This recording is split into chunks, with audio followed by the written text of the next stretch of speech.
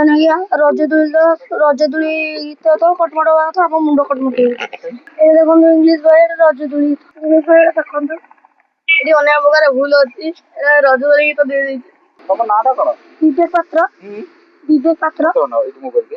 କେମିତି ପଢା ଚାଲିଛି ଏବେ ସ୍କୁଲରେ? କେମିତି କୋଉ କ୍ଲାସ କେମିତି କଣ ପଢାପଢି ଚାଲିଛି? ଆମ ଶ୍ରେଣୀ ହେଲା ପଞ୍ଚମ।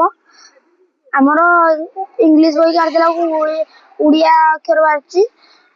ରଜଦୋଳି ଗୀତ ଆମର ଯୋଉ ରଜ ଦୁଳିରେ ତ ଝୁଲିଲେ କଟମଟ ଡାକେ। ଆମ ବହିକୁ ଲଗ ଆମ ମୁଣ୍ଡ କଟମଟ ହଉଛି ନା। ଓଡ଼ିଆ ପାଠ ବାହାରିଛି, ଇଂଲିଶ ପାଠର ଓଡ଼ିଆ ପାଠ ବାହାରିଛି। ମୁଣ୍ଡ କଟମଟ। ସାର୍ ତ ମୋବାଇଲ ଦେଇକି ପଢୁଛନ୍ତି, ଆମେ କିଛି ପଢିଆ। ମୁଣ୍ଡ ଏବେ କଟମଟ। ରଜଦୋଳି କ୍યારે କଟମଟ ଡାକେ ଘରେ ଝୁଲିছে ରଜରେ କେମିତି?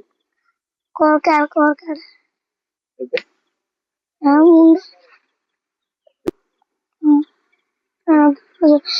ତ ରଜଦୋଳିରେ ଆମ ମୁଣ୍ଡ ଘୁରଉଛି। ସାର୍ ତ ସବୁ ମୋବାଇଲ ଖୋଲିକି ପଢେଇଲେଣି, ଆଉ ଅଧିକାଂଶ ଛୁଆ ଏମିଡି ଆସୁଛନ୍ତି କହିକି ପଢୁଛନ୍ତି। ପଢି ଦଉଛନ୍ତି ଆଉ ମୁଣ୍ଡ ବୁଲଉଛି।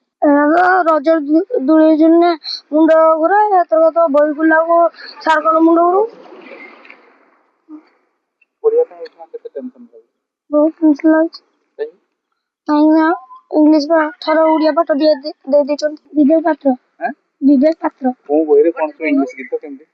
ଆମ ରଜଦୋଳିରେ ଆମର ଇଂଲିଶ ବହିରେ ରଜ ଗୀତ ଦେଇ ଦେଇଛନ୍ତି। ଅନେକ ପ୍ରକାର ଭୁଲ ଭାଲ ଅଛି। ରଜଦୋଳି ଗୀତ ତ କଟମଟ ହବା କଥା ଆମ ମୁଣ୍ଡ କଟମଟ ହେଇଯାଉଛି। ଭୁଲ ଭାଲ ଅଛି।